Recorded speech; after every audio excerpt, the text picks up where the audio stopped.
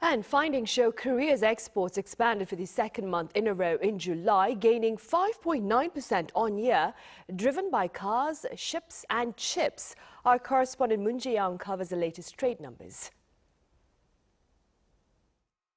South Korea's exports rose for the second consecutive month in July, thanks to robust demand for chips, automobiles and ships, despite the impact of U.S. tariffs. According to the Ministry of Trade, Industry and Energy on Friday, the value of exports last month amounted to over $60.8 billion, up nearly 6% compared to the previous year. This marked the highest ever for any July, setting record figures for the second consecutive month. The main contributor to this growth was semiconductors, the country's top export engine.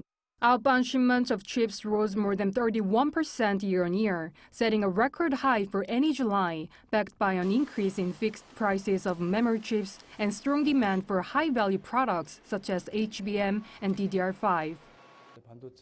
It seems true that there were movements to pre-secure inventory in areas like semiconductors and bioproducts before tariff impositions. Even if the increase in chip exports was initially due to advanced purchases, the current trend appears to be driven by robust demand, and we expect exports will not suddenly drop. He added that the sector is expected to deliver a strong performance throughout the year on the growth of the AI market, since Korean companies manufacture high-value chips that U.S. firms cannot make. In terms of automobiles, outbound shipments rose nearly 9% thanks to strong performances in the EU, Latin America, and the CIS. But auto exports to the U.S. dropped more than 1%, with shipments of EVs plummeting nearly 98% due to U.S. tariffs.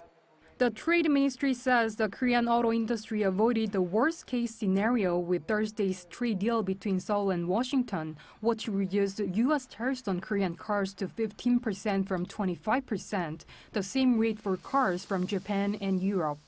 Ship exports spiked, marking the fifth consecutive month of year-on-year increases, driven by robust demand for high-value ships such as LNG tankers. On the other hand, machinery exports plunged more than 17%, and steel exports dropped nearly 3% due to U.S. tariffs. Regionally, exports to the U.S. went up more than 1%, but it marked the first time, at least since the start of last year, that the country came in third place after China and ASEAN. While exports to the EU, India, and CIS nations rose, those to China dropped 3% on sluggish demand for petrochemical products and wireless communications equipment. Imports grew 0.7% to $54.2 billion, resulting in a trade surplus of $6.61 billion. Moon Jae-young, Arirang News.